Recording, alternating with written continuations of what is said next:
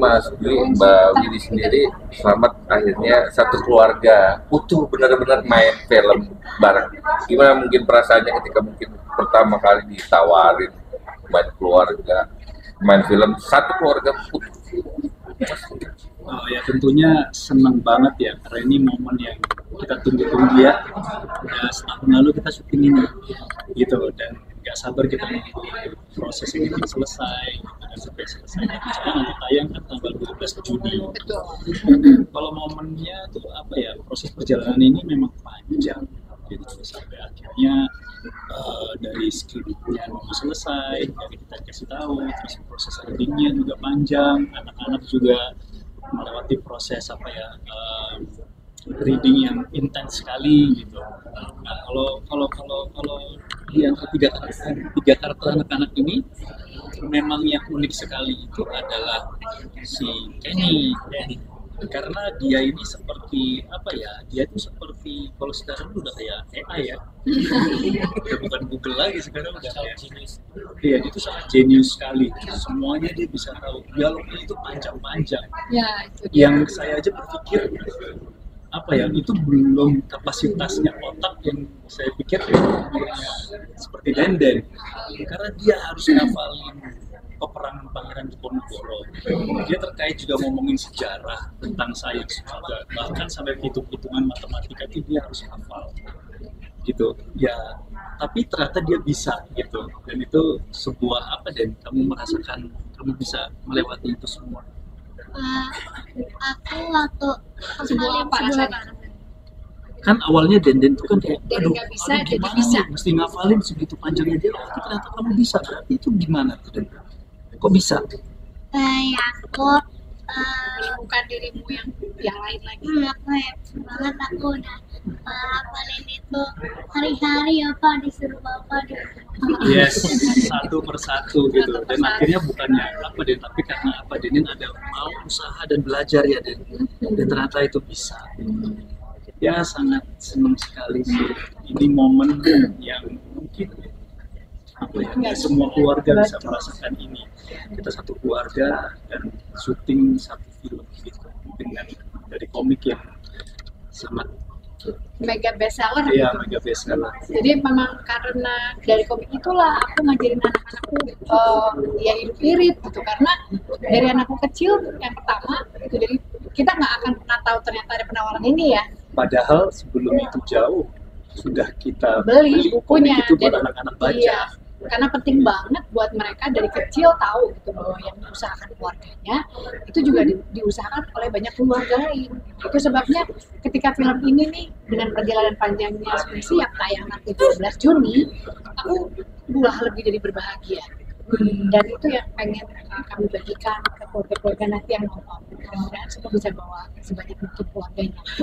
Bu Wit, Irit seperti apa sih dalam di realitanya kehidupan tadi kan bilang ada Iya. sedikit ini sebagai ibu-ibu deh. Iritnya Jadi, seperti Level apa? nah, paling sebagai tinggi ibu-ibu. iritnya di ibunya nih, level paling tinggi. Ya. Sebagai ibu-ibu kita sepakat irit itu beda sama pelit. Ya. Nah gitu, jadi emang coba bayangkan apa yang harus dilalui sama keluarga ya. Ya kebanyakan nggak semuanya ibu-ibunya, memang bapaknya juga kan mengusahakan. Tapi kan ibu yang biasanya lebih dekat sama anak-anak itu kan yang tahu hari-harinya kayak gimana. Uang segini harus bertahan sampai seberapa lama, terus keadaan ekonomi naik turun gitu. Itu miripnya, aku bisa ada relevansinya sama kami kan seniman gitu, kami nggak pernah punya gaji rutin gitu. Jadi berapapun besarannya kami terima benar-benar harus dikelola seefektif mungkin gitu. Untuk apa sih tujuannya kan bisa menguntungkan kita sebanyak mungkin, tapi kita keluar tuh seefektif mungkin, sedikit mungkin. Jadi bayangkan kurang lebih sebenarnya mirip sama semua yang dialami, cuman karena di konteksnya film dan komik, kebayangkan harus ada yang ekstrim gitu. Jadi iritnya ya jelas super ekstrim dan super absurd kayak tadi Bu Erika bilang, itu yang bikin ini jadi menarik banget untuk ditonton. Kalau di kenyataan ada yang super ekstrim nggak Pak? Wah, Wah banyak. wah, pasti. Saya bilang gini kenapa? Karena gini, setiap rumah tangga tuh pasti punya permasalahan. Biasanya faktor utamanya adalah finansial, bener nggak? Ekstrim, ya, ekstrim. Gitu. Nah, pokoknya gini. Jadi sebetulnya adalah permasalahan itulah sebetulnya yang kita ini sangat dekat sama kehidupan kita. Jadi bagaimana harmoni keluarga ini tetap terbentuk, karena itu kan merupakan hal yang wajar gitu. Pastilah masalah finansial itu hal yang wajar. Jadi gimana menjaga harmoni ini supaya pola relasi dalam keluarga ini tetap saling menghargai, tetap saling harmonis, tidak ada tuntutan gitu kan, supaya supaya semuanya menjadi otentik, tidak berubah, tetap menjadi dirinya sendiri. Itu yang disampaikan dari film ini. Dan yang ekstrim mungkin hari-hariannya itu adalah salah satunya ya, tapi sebenarnya nggak boleh dibocorin. Ada satu adegan secara teknis ini di film apa di filmnya secara teknis di adegan ini artnya tuh udah ngasih gunting ke aku gitu, ini mbak nanti ini buat gunting ini, terus aku bingung kenapa gunting gitu. Ini soalnya kan perlu dibagi dua, sementara aku hari-harian itu nggak pakai gunting, aku dengan mudahnya membagi dua si bagian itu gitu. Jadi ini yang membuat aku kok ternyata yang aku jalani selama ini dibilang normal juga sebenarnya enggak, ternyata apa aku lakukan tuh ada hal-hal yang boleh dibilang absurd seperti si keluarga super irit. Dan ini yang membuat aku senang sama karakter Linda gitu.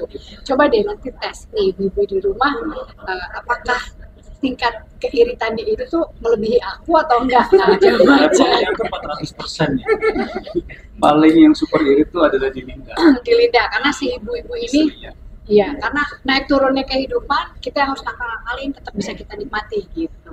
Kalau anak-anak sendiri gimana untuk bisa membedakan intra real life-nya dan di film sendiri? Ada kesulitan nggak sih mungkin, atau ada persamaan juga? Ada Widuri Dan kesulitan nggak? Sebelum irit di rumah. Sebenarnya Di rumah ini live. Oh iya, iya. Real life kebalik ya? Kebalik kalau real life. Iya. Bener. Yang tadi aku sempat dijelaskan karakter Sally dan Billy, sebenarnya kalau di real life Sally adalah Billy dan Billy adalah Widuri. Widuri adalah Billy. Iya. Jadi memang mereka pasti ngerasa nggak enak kalau misalnya AC gitu. Karena memang di rumah kami juga nggak pakai AC di ruang tamu gitu. Jadi yang gitu-gitu kan normal ya. Bahkan ada rumah yang nggak pakai AC sama sekali kalau kita tuh di kamar. Jadi kalau kita matiin itu aja mereka udah mulai protes gitu. Atau mandi air panas gitu. Kalau di tempat-tempat tertentu kan emang nggak bisa gitu. Tapi di sini aku rasa anak-anak ini bisa tahu gitu bahwa ternyata nilai-nilai yang selama ini kita ributin di rumah itu tuh benar-benar dijalanin sama orang-orang, dan itu yang esensi dibalik itu ya gitu, bahwa kita mau menempuh hidup yang apapun susahnya asal kita memang punya nilai-nilai keluargaan yang kuat gitu. Jadi emang ayo deh kita uji coba, kita tes, coba nonton film Keluarga Super Irit 12 Juni, kita tes ayo irit mana kalian apa kita. Bagus ya, gara-gara film itu kita jadi irit ya. Iya. Anak-anak jadi belajar irit. Beda sama kulit, betul. Iya. Mas Bin mungkin sempet nyangka nggak sih bahwa keluarga utuh nih main, sempet nyangka nggak? Atau memang sejak awal udah ditawarin satu keluarga utuh main? Atau Ada banyak PH mungkin yang nawarin. Enggak, ini yang pertama kali sih sama platform. Iya. Tentunya yang nggak menyangka, tak pernah terpikirkan dalam pikiranku sebelumnya gitu kan. Dan kami kan memang punya profesi masing-masing, ya kan. Widi juga sama main film juga, terus Widuri juga pernah gitu. Dulu sama Den ini pertama kali ya, Den ya. Sebelumnya Denden ada pernah main film festival dan mengisi suara kan di film animasi yang terbaru ini. Cuma film yang komersil pertama kalinya itu memang film Keluarga Super Irit. Syutingnya lama. Jadi ya memang sambutannya banyak anak-anak dulu. Kalian mau apa enggak? Ternyata mereka semangat, jadi ya udah ayo kita lanjutkan. Ada perasaan terharu nggak sih ketika melihat kemampuan mereka anak? Wah itu berkali-kali sih. Aku nonton sih untuk kepentingan pembuatan soundtracknya kan ya gitu. Jujur aku cerita langsung ke bapaknya, ini ke anaknya juga. Aku tuh nangis karena kita paham gitu bahwa ini anak pertama kali loh semuanya, tapi betapa apa yang dikasih sama Pak Sutradara, betapa skrip yang kita bedah sebulan sebelum syuting itu mereka olah gitu, dan kayaknya nggak gampang kan buat anak-anak ini untuk mempertanggungjawabkan, apalagi tahu bahwa ibu bapaknya main film juga gitu, pasti kan mereka merasa tertekan, harus kasih yang bagus. Tapi ketika filmnya jadi dan aku nonton tuh kayak syukurlah gitu, terbayar gitu kerja kerasnya mereka loh ini. Kalau aku belum lihat, tapi saat di lokasi syuting di set itu kan kita adegan anak-anak mereka suka ada di monitor sutradara lihat ya ada rasa bangga dan kekaguman sesama anak-anak pastinya. Karena Mas Daniel Rifki sebagai sutradara juga benar-benar dia menjagai anak-anak setiap karakter, dan gak hanya Mas Daniel Rifki tapi anak-anak juga sebenarnya connecting dengan ada Indro, dengan Coki, sama Mandra, mereka itu semua benar-benar apa ya, sangat menjagai anak-anak ini juga. Ya semuanya terasa semuanya sangat lancar dan membahagiakan. Tapi ke depan mungkin ini kan sukses lah ya, ibarat film pertama mereka sukses. Ke depan pengen nggak dorong anak-anak untuk terus jadi pekerja seni seperti kalian, atau memang ya udah ini karena project, ke depan mungkin tetap memberikan kebebasan kepada mereka untuk apa yang mereka mau. Oke, aku kasih kebebasan kan. Pokoknya ya ini sebetulnya kesempatan kan, nggak mungkin ditempatin oleh semua orang. Tapi untuk berikutnya kelanjutan mereka mau kemana arahnya, aku ngasih kebebasannya anak. Silakan kalian mau. Aku hanya memberikan sedikit sebagai orang dewasa.